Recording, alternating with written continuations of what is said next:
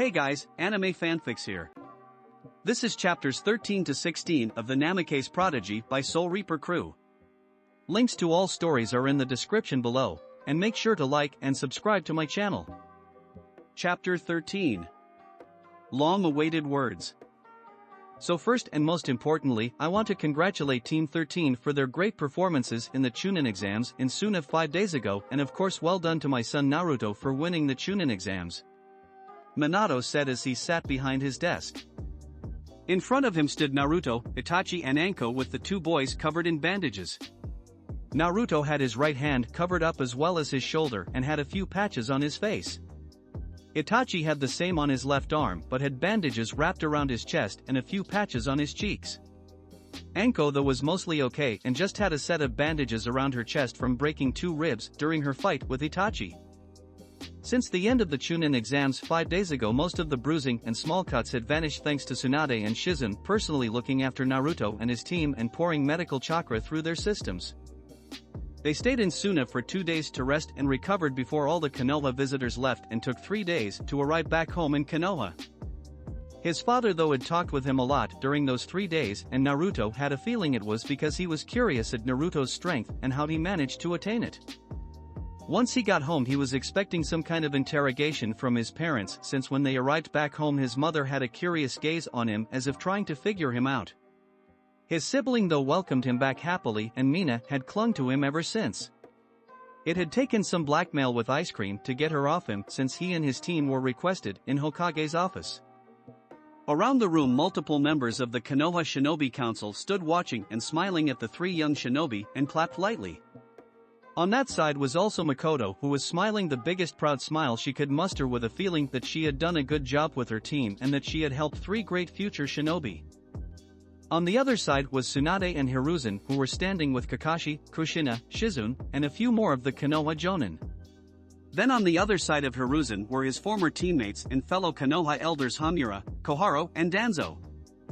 The 2 elders he did not mind though Naruto found them both to be a couple of sticks in the mud, always acting very serious. While the other guy Danzo gave Naruto an eerie feeling. Plus his Jiji, Tsunade and Shizun had warned it was best to stay away from him.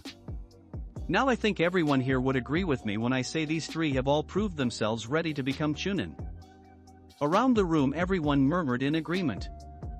Then in that case I believe it's only fitting to have these handed out. Minato said as he pulled out a scroll from his desk and unsealed the contents of it. Out of the scroll he revealed 3 Chunin flak jackets and handed them out. First to Anko, then to Itachi, and then to Naruto, who he happily ruffled his hair. Naruto though did not react from it and just stood there as he listened to his father. Then today I would like to congratulate Anko Mitsurashi, Itachi Uchiha and Naruto Uzumaki Namakes on becoming Chunin.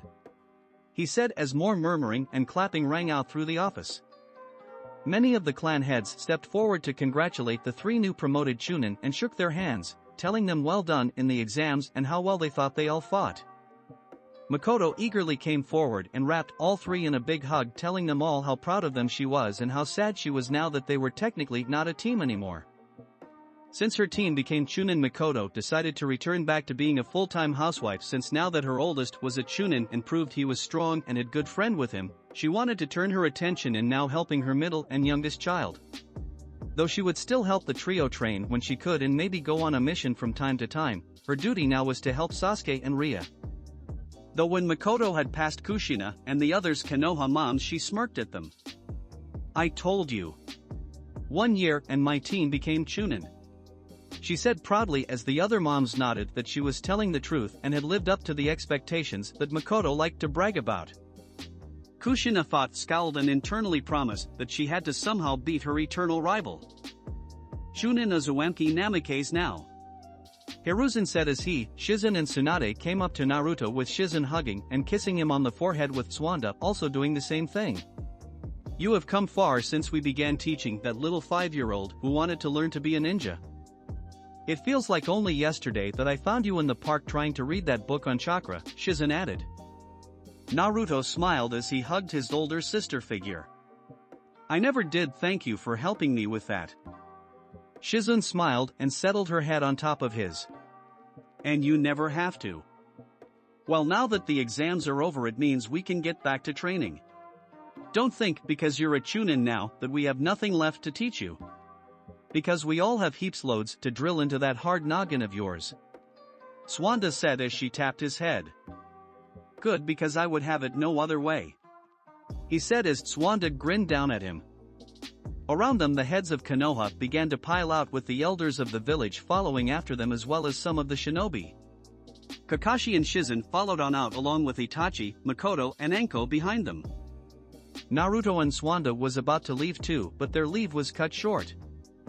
Naruto, Swanda, I was hoping the two of you could remain here for a moment. Minato said as he sat back in his seat with Kushina at his side. Kakashi nodded to Minato as he shunshined away while Jiraiya was out of the village. Naruto and Tsunade raised eyebrows simultaneously, which looked a little odd, but they hung around. Makoto, Itachi and Enko looked back in surprise, but after Naruto nodded to them they left. They did the same with Shizune and Hiruzen, who were surprised at the action. Naruto stood in front of his parents, who eyed him curiously, while Tsunade stood a little to the side. Is there something wrong? Naruto asked his parents as they continued to gaze at him. No, there is nothing wrong. Kushina answered, taking a step forward and looking at her son. But we have some questions we need answering. Naruto, while you showed great promise in the Chunin exams, myself and your mother were surprised at just how far along you were in your studies, and we both noticed you used jutsus that were in the R library, with the Rasengan being the most noticeable. Can you please tell us why we had no knowledge of this? Minato asked. Naruto looked at his parents looking at him and raised an eyebrow while putting his hands in his pocket. He looked over at Tsunade, who just nodded at him. Because neither of you cared enough to help me, so I took matters into my own hands. He said, giving them both an answer neither were expecting to hear. What? Naruto-chan, that's not true. Kushina said, defending herself and her husband, but Naruto just gave her a light glare. Really? Okay, then tell me, in the past, what have either of you actually helped me with? What did you train me in? He asked and watched their reactions closely. Both looked ready to speak, but suddenly stopped and then had a thinking look appear on their faces. Kushina bit her lip as she thought, while Minato looked up at ceiling as if both were trying to avoid their son's glare. What did we teach him? Both thought. Minato then had a pleased look on his face. Well, we helped you with your Fuinjutsu. I know we helped you with that. He said, but both parents were a little taken back when Tsunade scoffed from her spot. No, you didn't. Gigi helped me with my Fuinjutsu. All you did was give me a book on level 1 Fuinjutsu when I was 6. The rest Gigi taught me, or I taught myself. Kushina looked ready to say something but held it back and realized he was right. What level are you at in Fuinjutsu? Minato asked rather delicately as Kushina leaned in. I'm just starting level 5. He said plainly as his parents looked surprised at the answer. Level 5? I only started level 5 when I was 13. Kushina thought, while Minato was in the same boat. Neither of you helped me with anything, nor did Kakashi and that pervert of a Sannin Jiraiya, he said, which surprised Minato and Kushina, since he normally called Jiraiya Uncle Jiraiya, or when he was very little grandpa. They guessed he grew out of it. Shizen Nechan helped me with my chakra control and taught me the uses of poisons and some medical ninjutsu. Tsunade-sensei taught taijutsu with Gai-sensei and conditioning my body, while Gigi taught me ninjutsu and Fuinjutsu. Nowhere in the last 6 years did either of you actually help me. As for the jutsu, I took them from your library, yes, but I made my own copies of the scrolls and then put the originals back. And the Rasengan? Naruto, that was an A-ranked jutsu and a dangerous one at that, and one enemies would love to get a hold of. Well, I needed some kind of ace in the hole for the exams. I am grateful for learning the super strength from Tsunade-sensei, but I needed a last resort card. Something no one would see coming. Deception is part of being a shinobi after all. Kushina then spoke. Naruto, how long did it take you to master the Rasengan? She asked, since she knew it took Minato around 3 years to create and Jiraiya and Kakashi spent months learning it. Naruto just looked at her. I got the basics down in a week, then refined it during the month. he said, leaving both parents gobsmacked. Now both parents, including Tsunade, looked at him in shock. 1 week to learn the Rasengan was unheard of. In fact, it bordered on the downright impossible. Minato, Jiraiya and Kakashi, 3 of Konoha's best shinobi, had been outshined by newly made Chunin. Naruto, if you wanted to learn the Rasengan so badly, then I would have showed you how to, he said, but Naruto looked away. If I had asked you, all you would have done was brush me off as always and told me you were too busy or that you needed to help the twins. Minato looked down as he began to see that Naruto might have been right when Kushina looked at her son sadly with concerned eyes. We would have trained you if you had asked us, Naro-chan. I don't remember you asking for much help, she said, and both saw Naruto look at her in disbelief at the question. Ask you? Ask you? He said, shouting at them as Tsunade shook her head.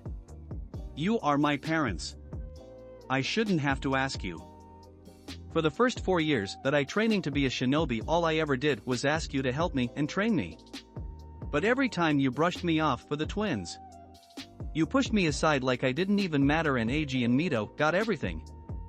I understand for the first year or two since they were babies and needed the added attention, but neither of you ever even tried.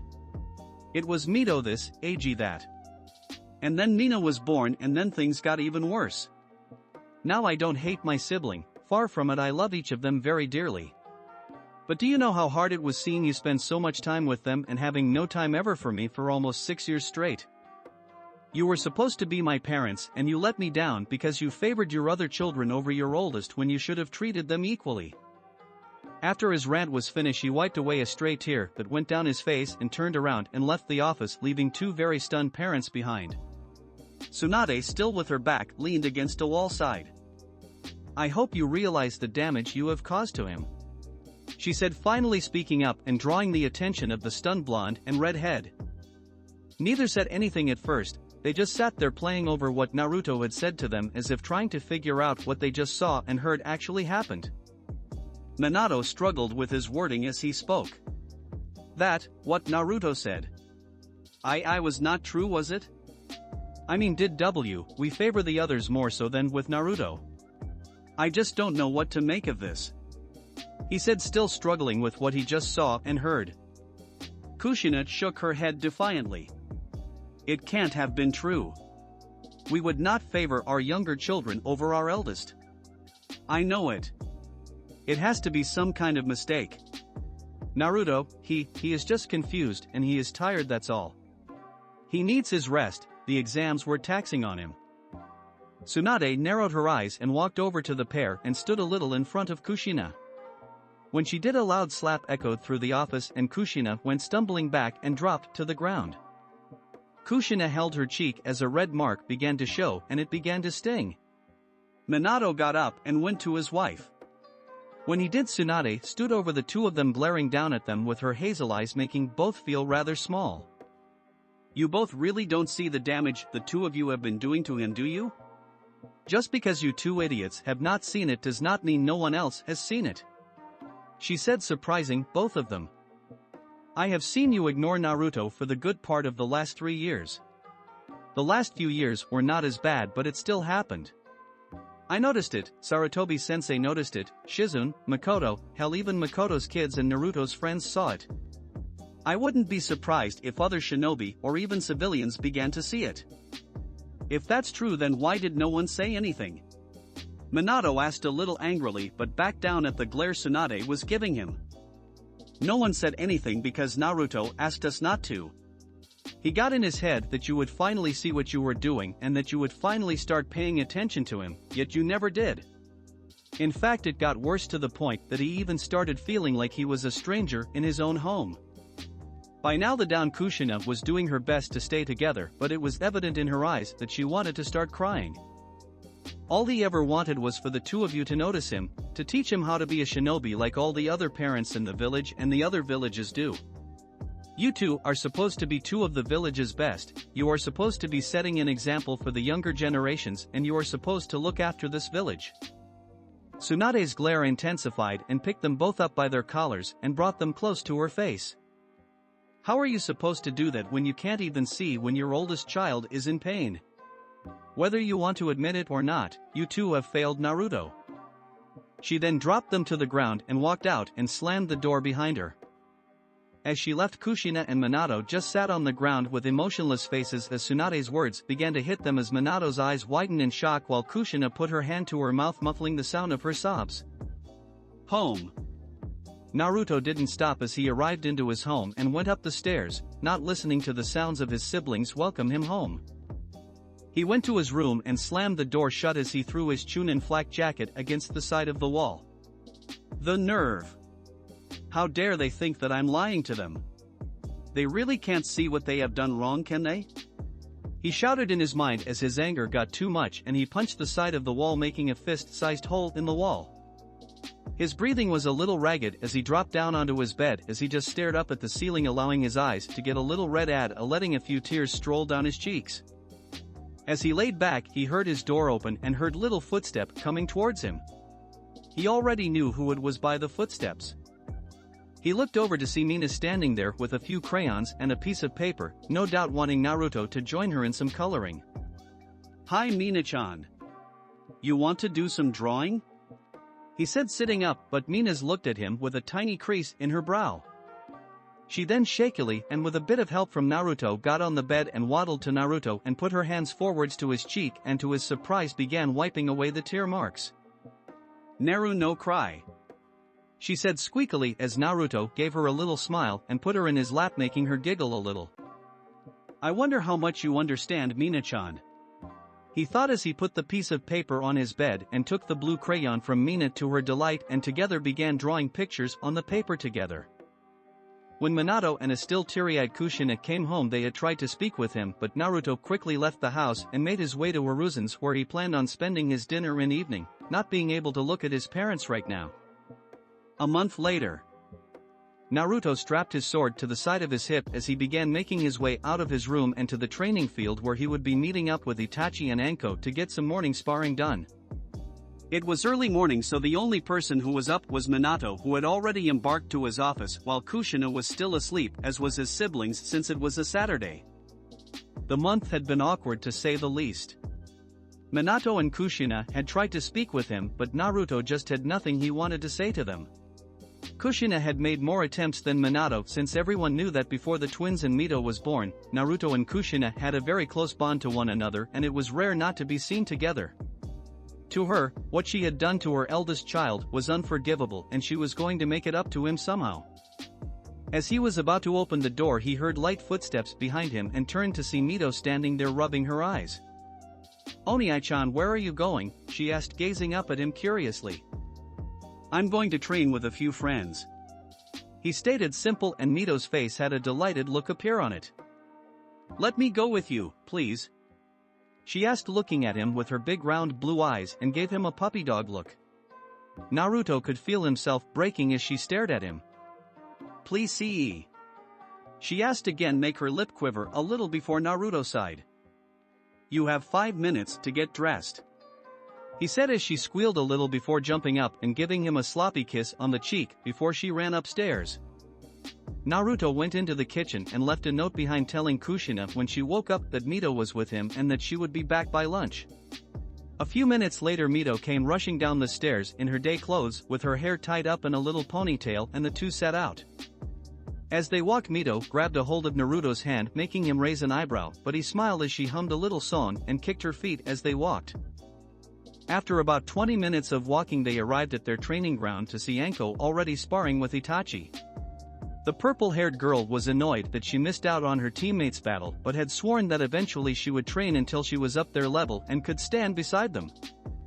As they fought, Mito looked starstruck as she watched them, and her presence eventually went noticed when Anko and Itachi stopped their sparring.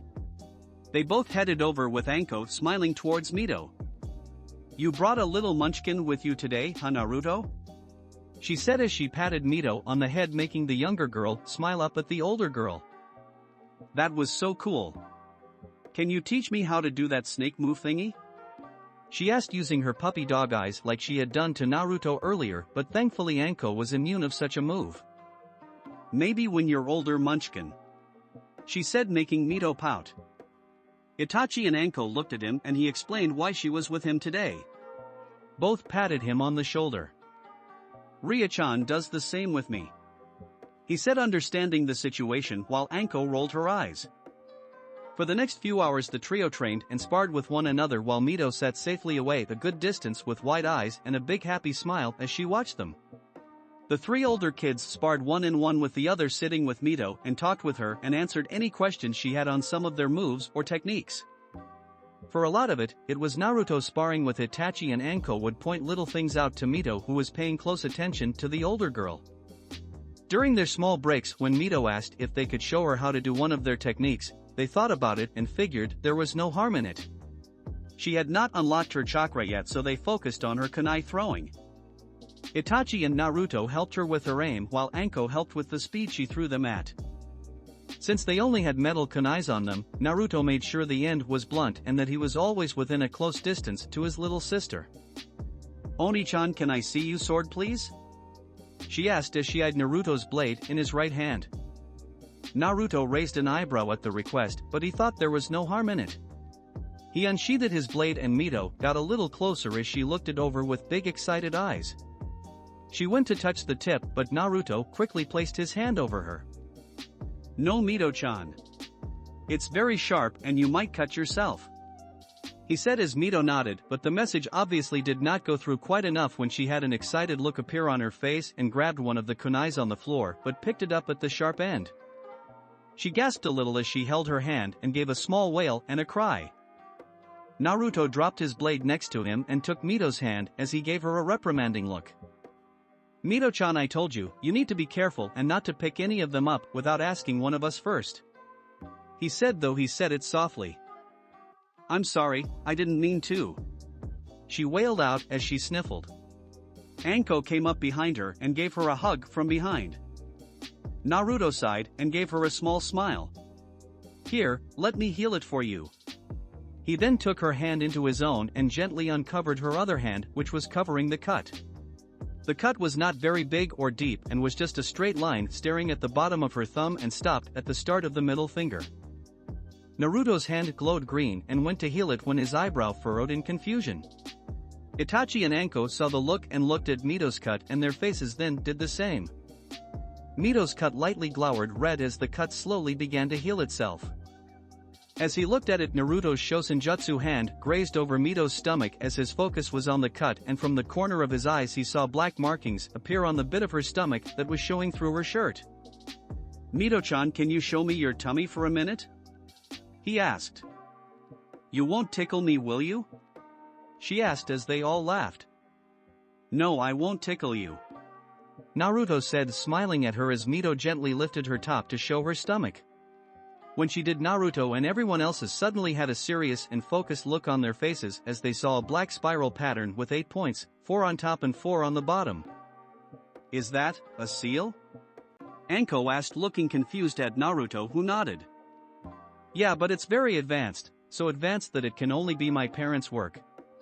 I mean, the spiral is the symbol of the Uzumakis, so my parents must have put this on her." "Why thought? Why would they put a highly technical seal on a 5-year-old?" Itachi asked as Naruto's chakra hand went forward. His fingers tips touched the seal on his sister's stomach, but when he did, everything went black and a pair of giant red eyes with black slits stared at him before he suddenly heard a loud roar. As quick as it came, it ended and Naruto fell on his butt and looked at the seal with wide and shocked eyes. "What is it?" Itachi asked as Anko looked curious as well, wondering what could have had their friend look so shocked and even look a little frightened. Naruto said before he shook his head. "I can't tell them what I saw. At least not here with Mito in front of us," he thought as Mito looked at him curiously. "I get it now. I know why they pushed me aside. And they did this to her," he thought angrily before mentally calming himself down. Naruto breathed in and got back on his feet before looking down at Mito. "Is your hand better, Mito-chan?" he said as he took her hands in his again and saw that it was completely healed. "It's better, thank you," she said quietly before putting her hand in front of his mouth. "Kiss it better." Naruto smiled at his little sister and planted a big kiss on her hand before he kissed her again on the cheek, making her laugh before he picked her in her arms. Come on Mito-chan. It's about lunchtime and I kind of fancy some ramen. He said as Mito's eyes shined bright. Ramen. She called out whilst Anko and Itachi declined his offer and went back to their own homes, leaving the siblings to eat by themselves. They stayed at Ichiraku's for about almost an hour, leaving 10 bowls from Naruto and 3 bowls from Mito before they made their way back home. Mito's giggling was the first thing Kushina heard as Naruto and Mito walked through the door, and the 5-year-old went straight to her mother and wrapped her in a hug. Kai-chan, Naruto Oni-chan took me with him and his team to train, and they were really good. They taught me how to improve my kunai skills, but then I got cut, but Oni-chan healed me and then he took me to get ramen. She said. Kushina tried to follow the words that came out of her daughter's mouth. That's very nice, sweetie. She said as Naruto walked in, not looking at her, and said hello to his other siblings. Hey Eiji-chan, he said as he patted his brother's head. Hi Oni-chan. Eiji said as he ate his sandwich before he turned to Mina, who was pouting at him and was puffing out her cheeks. Naruto thought she looked adorable and went down to her level. Mina-chan, are you mad because I didn't take you with me this morning? He asked as Mina just continued to pout at him and her little cheeks went red. Next time I will take you with me, he said, staring at her before a couple of seconds passed and her pout turned into a big smile as Naruto leaned forward and kissed the tip of her nose, making her nose wrinkle in the process. Naruto. Kushina called as Naruto turned around and looked at her, not showing any emotion on his face. I was about to make some lunch. I know you have had ramen already, but maybe I could. No thanks. I'm still full from lunch. I'm going to my room. He said, and before Kushina could say anything he left the room, making her sigh sadly and look down at the floor before she took a seat. Naruto-chan, how far have I pushed you away from me? She said quietly as she listened to Naruto's footsteps go up the stairs. Chapter 14. Summoning. 2 years later. A 13-year-old Naruto sprinted along the rooftops as he headed away from the Hokage building. He had just finished a week-long mission away with a 3-formation team who were sent to take care of 2 aligned bandit camps that had been causing some problems up north of Konoha. The mission was easy and the people he worked with were friendly enough with Naruto, not really caring much that he was just a kid like some others acted. A fair few times some of the other Chunin Naruto went on missions with would complain how they got stuck with a kid, the Hokage's son or not, and thought that Naruto would drag them down. Quickly though, Naruto proved them wrong and he quickly showed them why he had become a Chunin. He got no more complaints afterwards. Itachi was not around much since Itachi was usually on separate missions, confined to the Uchiha compound, since Fugaku wanted to make sure his prized Uchiha son did not sully himself with others too much or was getting ready to head into the Umbu forces. Anko as well he did not see as much as he would like, since she had taken a keen interest in the torture and interrogation division that was headed by the sadist Ibiki Marino. She quickly impressed the head of the division and was quickly making a name for herself. Though they did go on a few missions from time to time, it was not as many as he would have liked since they were his original teammates. The one good thing that he was looking forward to was that the trio were beginning to decide to move out of their current homes and move in together. The 3 had done mission after mission to afford a nice 3-bedroom apartment where they could live together, since Anko wanted to have some company and not live on her own so much anymore. They were putting what money they could spare to one side, which would help pay for a nice, decent place for them. Most of their money went into their training equipment, new clothing, etc. While Naruto and Itachi wanted their space from their family, since Fugaku and some of other clan members of the Uchiha clan were pushing Itachi down a path he did not want, while Naruto felt suffocated by his parents. They figured they would look around for a year before settling with a place that the 3 of them made. Since the big confrontation after the Chunin exams 2 years ago, Minato and Kushina had done everything to try and make it up to Naruto, but the blonde boy was just not interested. They were doing it out of pity, and pity was the last thing he ever wanted from them. After seeing Naruto in the Chunin exams, they wanted to find out just how strong he was and how he got so strong in such a short time. Both were gobsmacked when they were told from people like Tsunade, Makoto and Hiruzen that Naruto was truly a prodigy and a genius of both natural talent and of hard work. Their son had been a once-in-a-lifetime genius and prodigy alongside Itachi Uchiha, and neither had even noticed. Since then both wanted to help Naruto in his training, but it never went very well. Minato constantly asked him whether he wanted help with his Fuinjutsu, and each time Naruto rebuffed him, saying he was fine on his own and that he could handle it. He never saw the sad and sorry look Minato would give his distant son. Kushina, however, was the worst. Since that day, she had tried to cling to him and bring her baby boy back to her, but Naruto stood away every time. She wanted to help him with Kenjutsu multiple times, but like Minato, she got rebuffed. It had made her sad that her son did not want her help, but then again she realized that it was probably what she deserved. Naruto did not want to be cruel to his parents. He loves them like a child should love his parents, but he just felt let down by them. He had made it this far in becoming a great shinobi, and he would finish it without their help, or at least until he was ready to begin accepting it. Everyone has a goal, and his was to surpass his parents. Whether it be in Fuinjutsu or Kenjutsu, he would surpass them. Ka-san, Tu-san.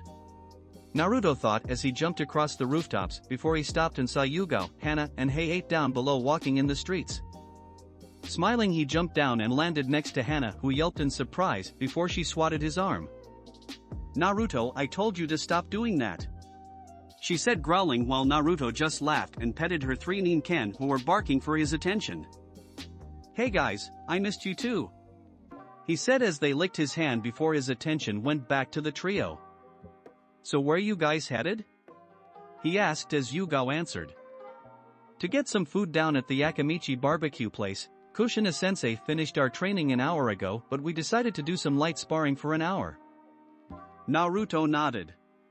He was genuinely surprised that his mother had decided to take on a genin team, though he had a feeling it had something to do with her arch-rival and his team sensei Makoto Uchiha rubbing it in her face that her first genin team became Chunin in a single year, something that never been done before since the Sannin. The trio had been a team for about 6 months, and Kushina was hoping to get them ready for the Chunin exams in 6 months' time. Never would she allow Makoto Uchiha to get the better over her. "How was the mission?" Yugao asked.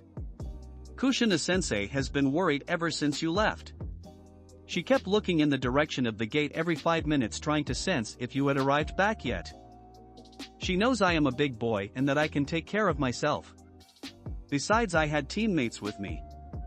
"True, but she still worries. I don't think she can help it since she is your mother," Hei-8 said before coughing into his hand, while the other two nodded. "Okay, well, I will see you guys later. I got some training to catch up on," he said as he said his goodbyes, jumped away, and headed towards the training grounds. He sprinted past each training ground, watching the shinobi is some of them as they trained and practiced their jutsu. Eventually he wound up at an isolated and far-off training ground that Anko had showed him and quickly fell in love with. Training Ground 44, currently known as the Forest of Death. Anko had showed it to him about a year ago, and he was amazed he had not found this place before. It was the most dangerous of all the training ground because of the giant animals and insects that live inside it, as well as all the natural hazards and nature's traps. It was the perfect environment for training, and he, Anko, and Itachi went there as often as possible. Approaching the fences that lay around the training ground, he quickly jumped on top of the metal beams and pushed himself forward and onto one of the giant trees. He leapt along the tree and branches when he sensed a large object heading straight towards him with quick speed. Instead of panicking, Naruto just rolled his eyes before he halted and kicked his leg out with super strength packed behind it. When his leg went forward, it connected to a large spider 4 times the size of Naruto, sent it hurling 40 meters into the air, and sent it far away from him. "I think I might have kicked it to the other side of the forest," he thought before shrugging, knowing it was the spider's own fault for attacking him in the first place. As he ran across the tops of the trees and headed towards his normal spot, he stopped and frowned suddenly when he sensed a small chakra signature nearby, and when he felt it and its emotions were on in distress and fear. "That's odd, no one else should be out in this area. Only myself, Itachi, and Anko train in here, and I know for a fact Anko and Itachi would not get themselves into trouble, while Anko maybe." Turning left and running towards it at his top speed, dodging the branches and sharp edges of trees that stuck out before he quickly landed beside a large plot of quicksand that was about 10 meters long in length and width. At first, he frowned because he could not see anyone nearby, but he still sensed a chakra signature nearby and wondered if he had just been sensing some kind of giant animal. Looking towards the center of the quicksand, a small indent on the surface of the quicksand made him realize whoever it was already drowning in the sand and would meet their death in a matter of moments. It felt scared and helpless, and Naruto had to help whatever it was. He made a few hand signs before slamming his two hands together. Wood style, wooden pillar jutsu. He called out as wood shot out from the ground and made its way towards the center of the quicksand before it evened out and formed into a makeshift bridge.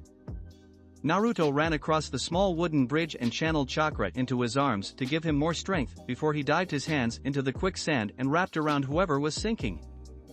With great strength, he fought against the quicksand and pulled whoever it was out. He stumbled back a little and landed on his butt. He took a deep breath since he had to use more strength than he thought he would against the quicksand, something many shinobi hated since there were very few ways to get out of it. Whoever it was in the quicksand was very small, so small in fact that if he squeezed them any tighter then they might have popped. He looked down to see the person he just saved.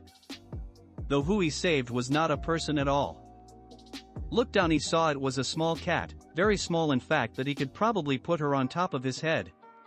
The little cat was completely white and had black stripes all over its body. Its paws were tiny, almost as tiny as a baby's hand.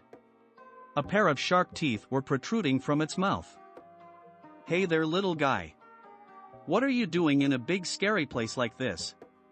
he said as the little cat opened its eyes to reveal big green eyes looking back at him with a cat slit-like pupil looking back at him. It stared at him for a moment before it let out a small meow and licked his cheek affectionately, making him laugh a little. "H-A-H-A, that tickles, little fella," he said as he patted its head. "Thanks you, mister. I thought I was gonna die," the little cat said, making Naruto look at it in surprise. "You talk?" he asked as it bopped its head up and down.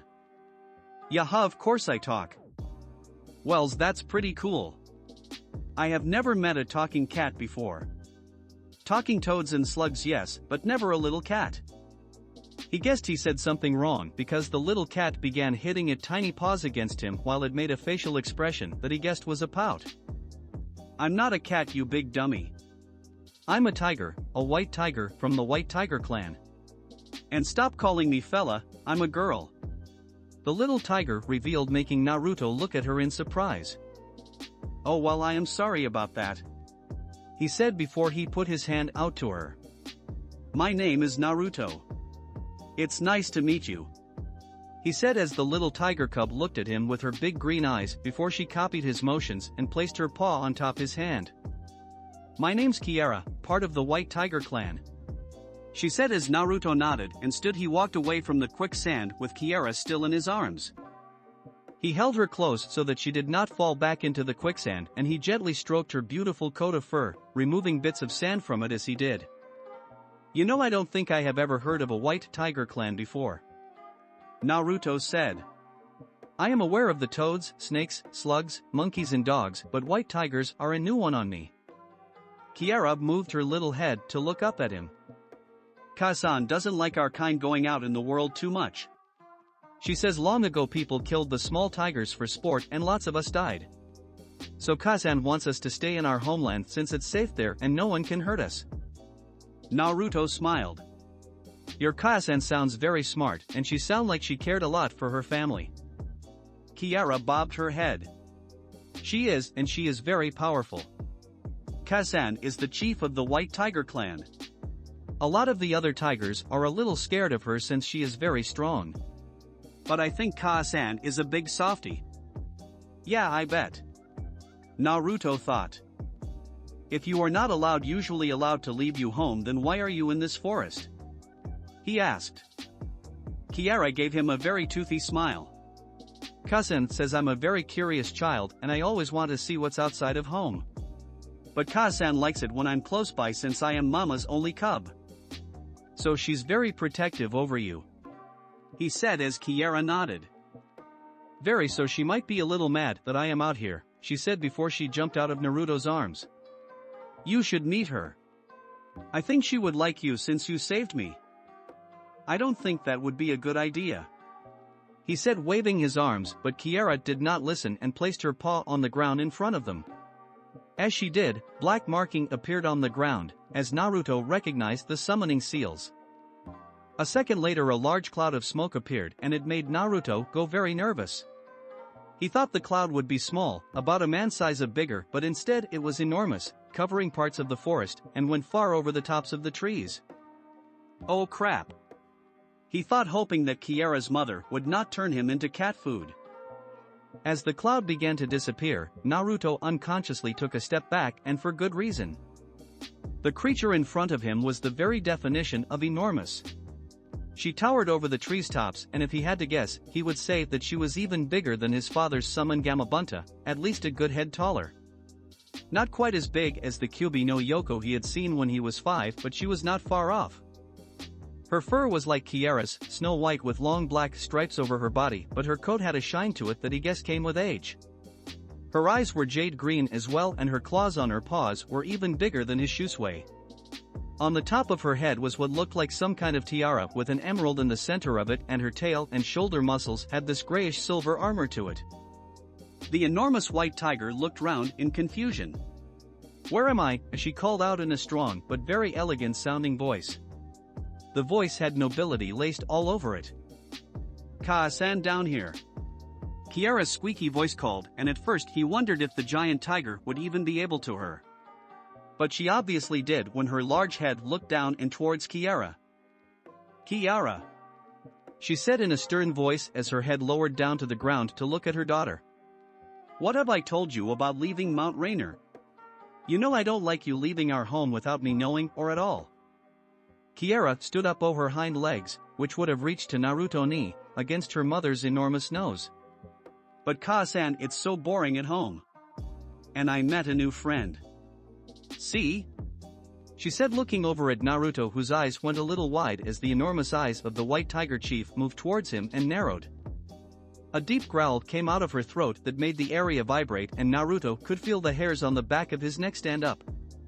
"Did this person hurt you, my little cub?"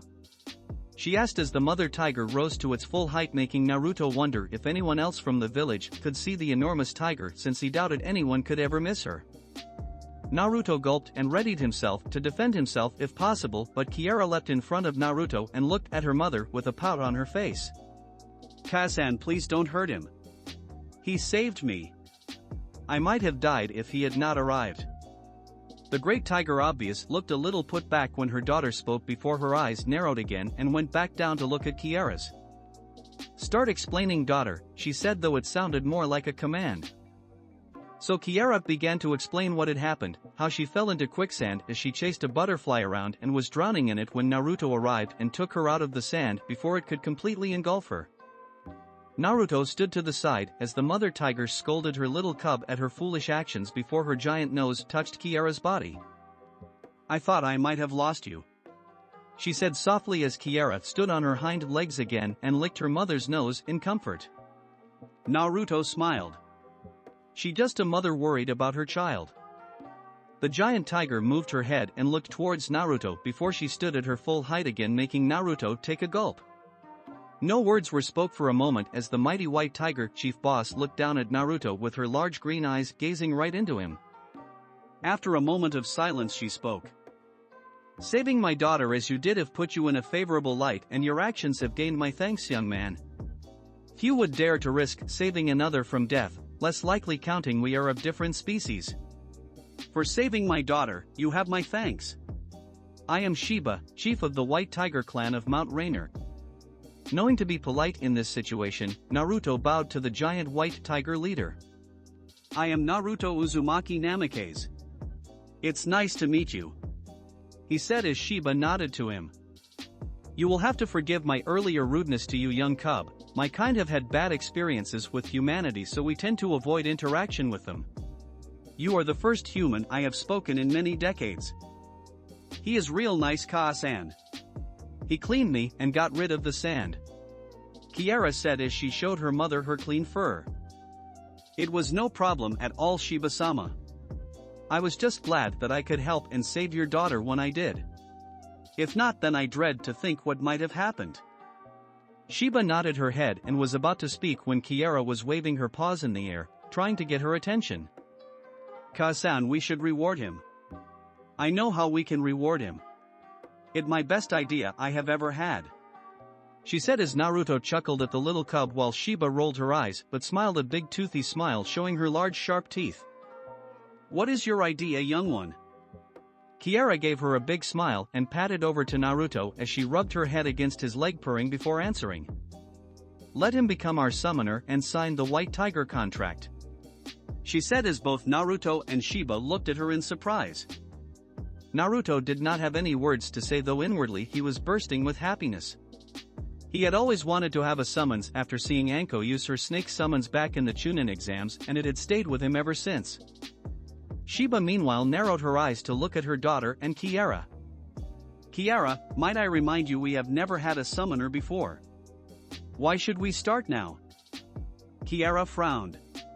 "But Kazam, this could be a good way to get back into this world, plus Naruto would be a good summoner. Right?" she asked as Naruto quickly nodded his head. Shiba stood tall as she looked down at Naruto with her piercing green eyes staring intently into him, almost as if she was staring into his very soul and trying to see if he was worthy enough to be their first summoner. "What would you do if we gave you permission to sign our contract? Would you use us simply for our power? To gain respect and make people fear you?" Shiba asked as if testing him. Naruto quickly shook his head. "No, that would not be the reason," he said as Shiba and Kiara listened in. "If I got the chance to sign your contract, then I would be eternally grateful. With your power I would use it to help protect my home, my village, my friends and my family. I would use your power to fight the evil and the darkness of this world and keep it at bay while keeping everything I hold dear safe and protected. That is what I would do if you allowed me to sign your contract." Shiba said nothing as she stared down at Naruto as she listened, contemplated his words in her head.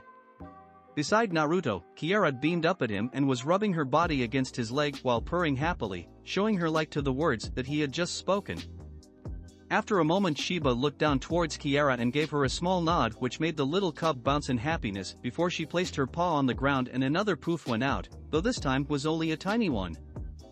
Out of the smoke was a large scroll, about the size of the one Jiraiya carried on his back for the toads. It was gray in color and on each end had a silver tiger heads, while the kanjis for White Tiger was written on the side. "Open it up," Shiba said to Naruto, who quick nodded and did so. He opened up the scroll to show long empty columns, once again proving that they really had never had any summoners before. "Cool," he thought as he went down to his knees and looked the scroll over as Kiara sat beside him and Shiba looked over him. "How do I do this?" he asked, looking up at the tiger boss. "Bite your finger and write your name in one of the columns with your blood. Once your name has been applied to the scroll, the contract will be complete."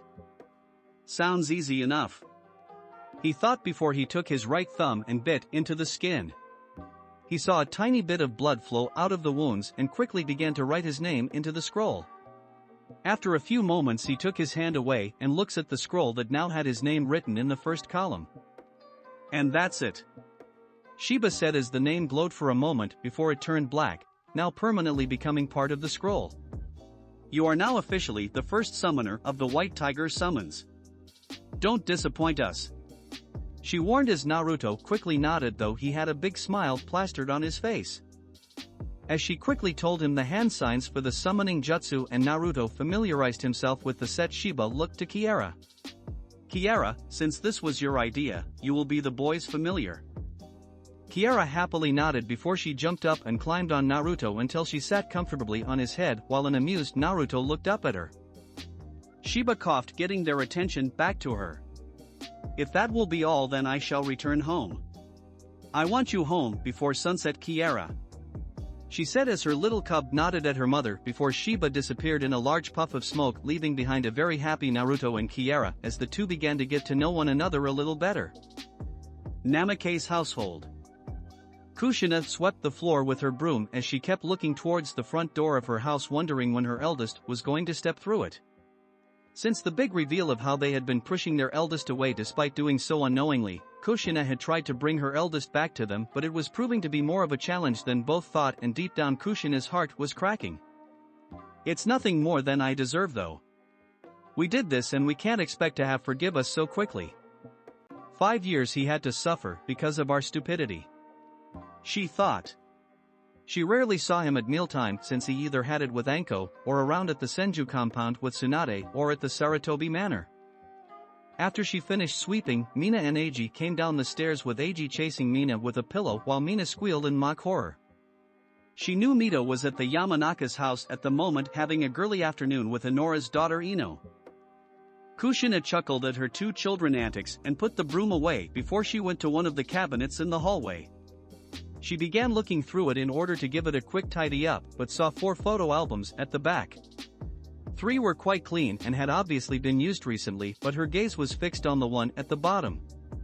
She pulled it out and blew on it, removing some of the dust that was on the top of it. It was a little smaller than the other 3 but was very fancy looking with a gray cover and gold leaf designs around it. On front she read what it said and was surprised at what she saw. Naruto's baby book. I forgot all about this. She thought to herself before she stood up, went into the living room and sat on the largest sofa as she brought her legs up onto the couch and placed the photo book on her lap. She opened up the first page and immediately felt her eyes water. The first picture was the ultrasound of when she was still pregnant with Naruto and was about 6 months into her first pregnancy. The photo was a little torn around the edges, but other than that it was fine. The photo beneath it was of Kushina at 8 months and had Minato cuddling into her stomach as if trying to cuddle their firstborn. We look so young in this picture. Kushina thought to herself. She and Minato had been quite young when they had Naruto. They were barely married and had both turned 23 when Naruto entered the world. But they didn't care, they fell in love with their little boy the moment they found out they were having him. The next picture was of Naruto when he was barely an hour old and was cuddled into Kushina's chest as had her arms delicately but securely carrying him as she kissed the top of his head. His little mop of blonde hair on his head looked like it tickled her nose from the smile she was giving in the picture. As she looked at the photo she felt 2 small weights appear beside her and saw Mina and Eiji look at the book. What's this Ka-chan? Eiji asked while Mina had her little finger trace over one of the photos. It's your big brother's baby book for when he was little.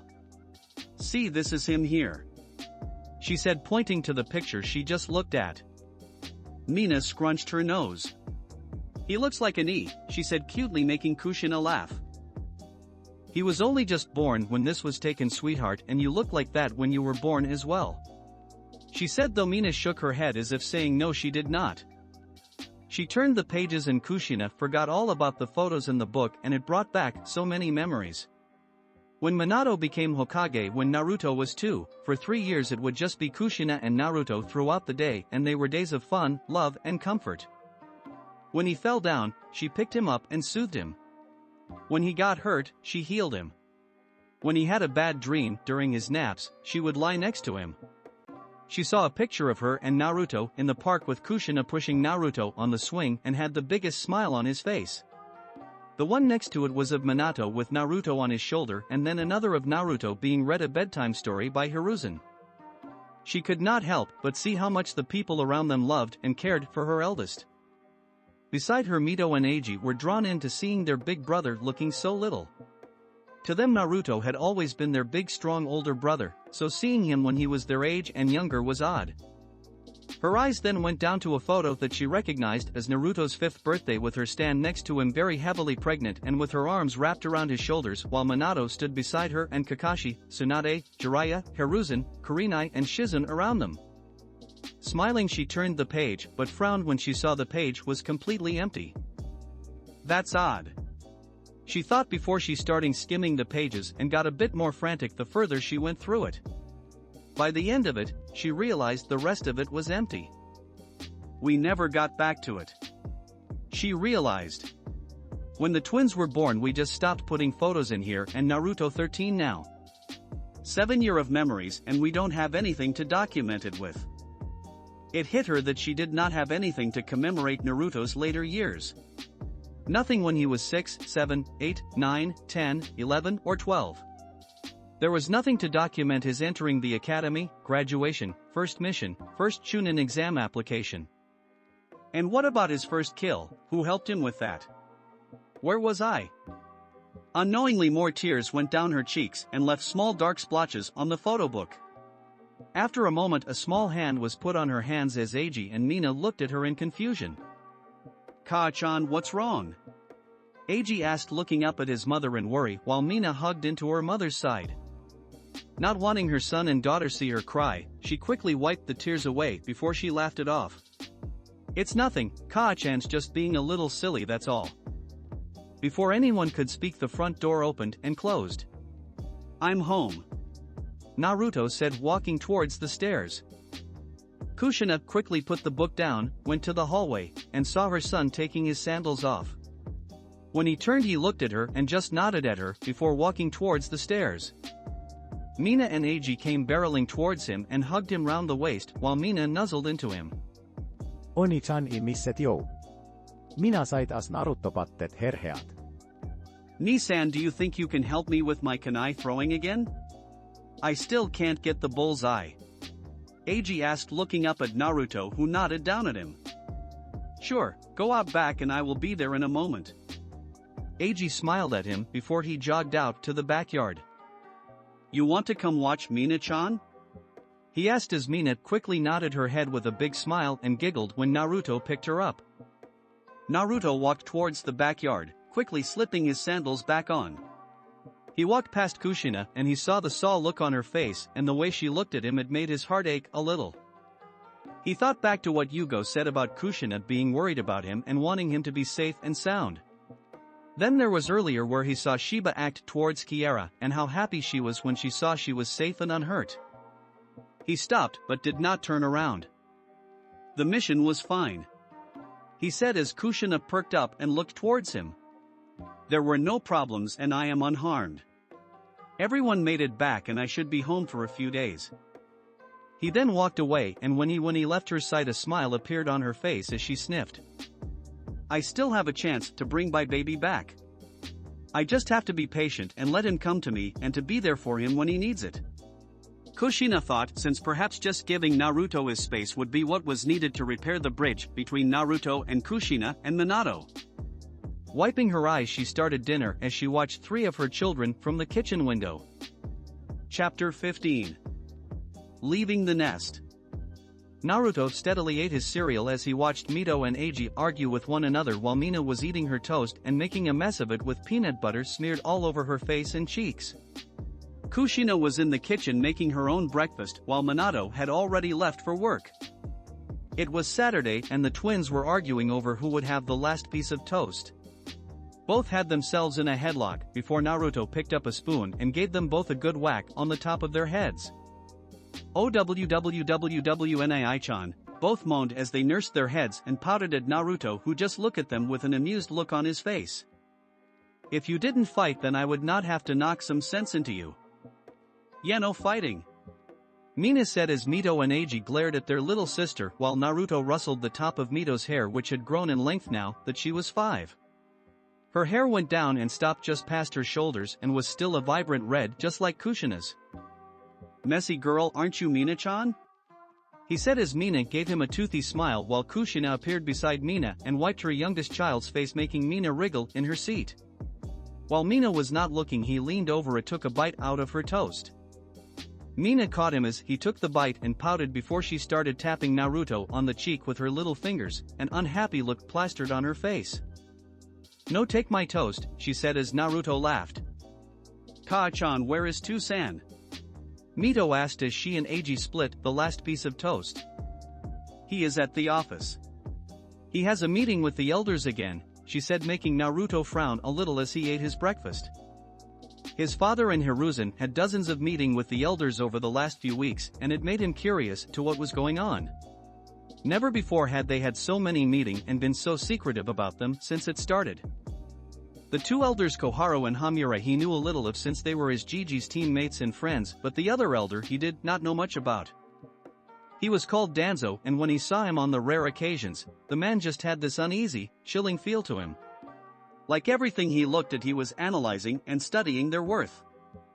His mother and father had told him when he was little that he was to stay away from him.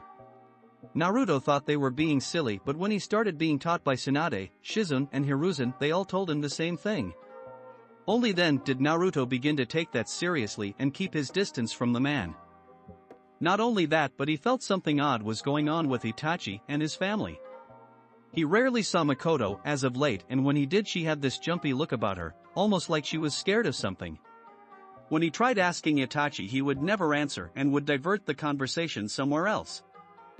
Finishing his breakfast and shaking his head as he left the thought for another time, he got up, washed his plate and left the room just as Kushina had sat down to have her own breakfast. He didn't have time to think on that since today was a big day for him, Itachi and Anko. It was the day they were moving into their apartment. After working their butts off for the last year along with her and Itachi being moved up to special Jonin. They would have made Jonin given their spotless records and increasing strength, but the council had all agreed that like the Konoha Academy where they moved up the age of admittance from 6 to 8, they did the same for becoming a Jonin and Anbu. Now the age was 14, which neither Itachi nor Naruto minded since it meant they only had to wait one more year. Anko was not quite ready though, but they knew within the year she would work her butt off and try and match them. As he walked to the stairs to begin to pack, Naruto stopped at a small cabinet and looked at framed photo that sat on top of it. The picture was of Mito and Eiji on their first day of the academy with their arms around each other's shoulders. They had joined little under a month ago and so far they loved every minute of it. Their teacher was a new, young teacher called Irika Yumano, a Chunin with a pretty good record that Mito and Eiji seemed to like, though mentioned he had a habit of spending a lot of time on lectures. From what the twins had told him when they told him about their day, many of the other clans had their children entering the academy. Itachi and Hana's little brothers Sasuke and Kiba had all entered along with the heirs of the Yamanaka, Akimichi, Nara, Hyuga, and Aburame. Eiji spent most of his days with his friend Kiba Inuzuka while Mito was with her best friend Ino Yamanaka. The rest were all civilian children. It does not seem that long ago that Itachi, Anko, Hana, Yugo, Hayate and I had entered the academy, he thought before making his way back upstairs to begin packing. Despite planning to move out today, he had not told his family, just like Itachi had not told his. Mainly because they both knew that if they told them early on, they would attempt to do their best to sway them from leaving the nest. Though Naruto knew deep down what his biggest problem would be. Mina and Kushina. While Minato might respect his decision and give him his space, which is what he wanted and desired, he knew that Kushina would be against it and try to keep him at home. The very thought of one of her children leave the nest at 13 would no doubt hit her hard and try what she could to stop him and keep him in her grasp. Mina meanwhile was always with him when he was home. She stuck by his side, whether it was sitting next to him at mealtimes, reading and drawing with him, or sneaking into his bed at night when she had a bad dream or just wanted to be nice and warm with her big brother. He was not looking forward to that, but it's what he wanted. He loved his family, but he wanted his own space with his friends, who were like a second family to him. As he shook his head, he pushed his door open and slowly began to decide what to do first. He pulled a few scrolls from his desk drawer and laid them out on the bed, each one open fully so he could pack what he needed into certain scrolls. For half an hour Naruto worked in his room as he neatly folded his clothes on top of one scroll and sealed them away and put it to the side. The next was for all his books and jutsu scrolls that he had copied from his parents' library. He had only added a few over the last 3 years since Hiruzen was happy to give him a few ninjutsu techniques since he was known as the professor for his mastery of ninjutsu. As he began putting them away, he stopped on one book in particular. It was a book he found right at the back of his parents' library, and since neither obviously read it often since it had dust covering it, Naruto took it and never really gave it back. Mainly due to what was inside it, as he found a forgotten family member he never even knew he had. Flashback. So it's some kind of old bingo book? Naruto said as he looked the book over while Hiruzen was sat next to him pouring some tea into 2 small cups. He handed one to Naruto, who thanked him and took a small sip. It looks like it. I have not seen one of these for a long time, Hiruzen said as he looked at the book. This, I believe, was one of the first bingo books to have ever been distributed. Here I thought they were all gone. Naruto had to admit he was a little curious about this bingo book. If it really was the first one of the first kinds of bingo books to have been made, then it must have been around back when Hiruzen was in his youth and his parents were children. Opening it up, he began looking through the book and he was quickly enwrapped with the shinobi that were inside it. The Nidain Mizukage and a member of the Hozuki clan, S-ranked shinobi. The Nidain Tsuchikage Mu of the Dust style, S-ranked shinobi. Beside both names he saw the words, deceased by their names. Ah yes, those two in particular were known for their rivalry. They ended up battling one another in a grand battle and ended up killing one another. Anoki became the Tsuchikage just after Mu's death. Naruto nodded and turned the page and almost laughed when he saw Anoki, the Sandaime Tsuchikage, and what he looked like when he was younger. He must have been in his late 30s, Naruto guessed, when the picture was taken, and his nose was even bigger than it was now. Hiruzen saw the picture as well and let out a low chuckle, thinking the same thing. Beside his name, Naruto saw the S rank symbol, but that it also mentioned that Anoki bordered on being SS class.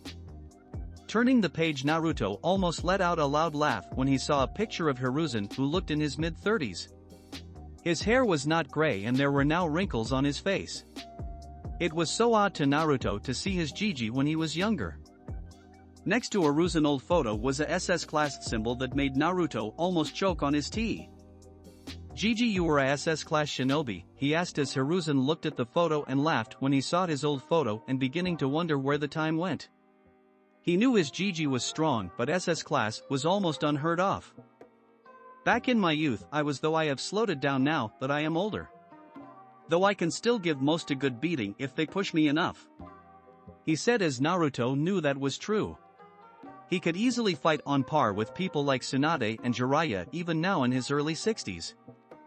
As Hiruzen turned away to drink his tea, Naruto turned the page and stopped immediately at the person he saw next. His brow furrowed in confusion as he read the top name. Jiji, do you know who this person is? He asked. Vaattis teirname Naruto kun he asket astoka sippov histea. Beside him, Naruto took a breath as he reread the name in his mind before he spoke it aloud. Genryusai Uzumaki. Turning to look at Hiruzen, Naruto noticed that Hiruzen had just frozen and his cup that was touching his lips was completely still. Naruto began to wonder if he said something wrong. After a moment of just sitting there in silence, Hiruzen gently took the book from Naruto and looked at the page. He saw Hiruzen looking at it intently before a very tiny smile appeared on his face. Genryusai Uzumaki, now there is a name and face I had not seen or heard of in a long time. You know him, Jiji? Naruto asked as he saw Hiruzen nod his head. In a manner of speaking, I did. He is someone battled in the past as well as someone that I have the utmost respect for, he said, turning to look at Naruto and handed the book back and gave him an inquisitive look. As you can tell from the name, he was part of the Uzumaki clan as well as its clan head before it fell. This is the first time you have ever heard of that name, isn't it? He said as Naruto nodded. Should I know him? Naruto asked as Hiruzen nodded his head. Yes, though I am not surprised you do not know of him. Your mother rarely speaks about him to anyone, even to your father. My mom? So this guy was someone special to my mom then? He asked as again Hiruzen nodded. Yes, Naruto. Genryusei Uzumaki was the clan head of the Uzumaki clan back when your mother was a girl. But more importantly, he is your maternal grandfather, Naruto. Your mother's father. My grandfather? Naruto said in shock as he looked back down at the picture. The man had black hair on the sides of his head and was bald on top. He had a tuft of hair sticking up at the back of his head in a top knot. He had thick black eyebrows and a long, thick black mustache. The most noticeable feature though was on his forehead was two long scars that interlaced with one another and formed an X-shaped scar. Naruto looked at Hiruzen in confusion. Why have I never heard of him before today? He asked as Hiruzen had a saddened look appear on his face before he began speaking. Your mother probably should be the one to tell you, but since she has kept it from you and your siblings, then perhaps it's okay for me to tell you about him now that you know about him. Your mother told you when you were younger that she came to Konoha when she was a young girl. Her father Genryusai was against her going to Konoha since he wanted her to stay in Whirlpool so she would be safe, secure, and so he could watch over her. But your mother has always been an adventurous one and she wanted to go to Konoha. In the last few months of her staying in Whirlpool, she and your grandfather argued a lot, and when Kushina left for Konoha, their relationship became very strained to the point where she told him that she hated the fact that she was his daughter, and they stopped speaking altogether.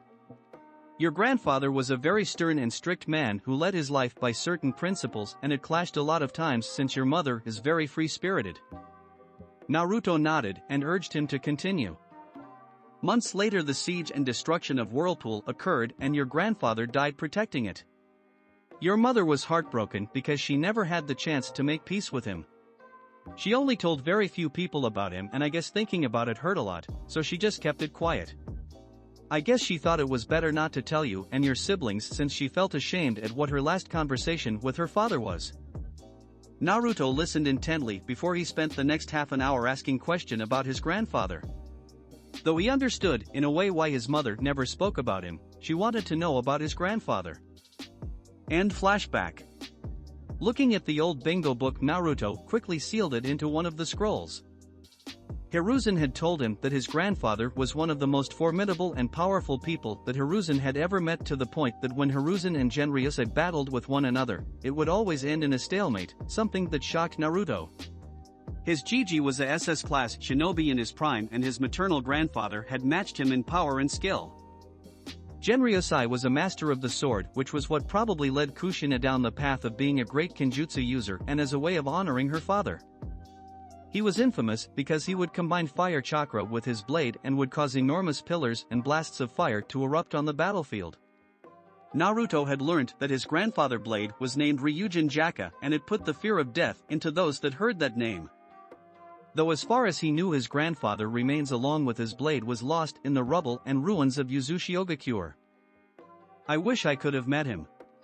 To have been able to take 2,000 invading shinobi down with you, one of which was a strong Jinchuriki, was nothing short of incredible.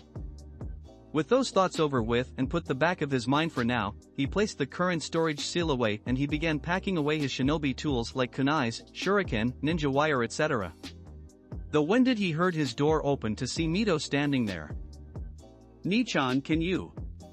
She started, but then stopped when she saw how bare Naruto's room suddenly was, with all his bookshelves empty and closet open with no clothes in it. "What are you doing?" she asked as she looked at Naruto with a confused look on her face, trying to figure it out.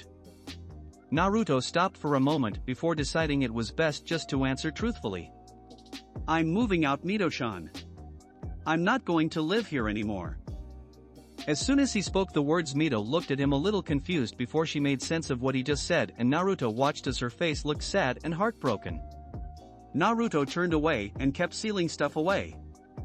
She sniffed a little before she did what Naruto knew she was going to do. "Kaa-chan." Mito's shout echoed through the house, and as soon as she shouted, Naruto could hear footsteps racing up the stairs and Kushina's chakra signature getting closer to them, feeling panicked and confused.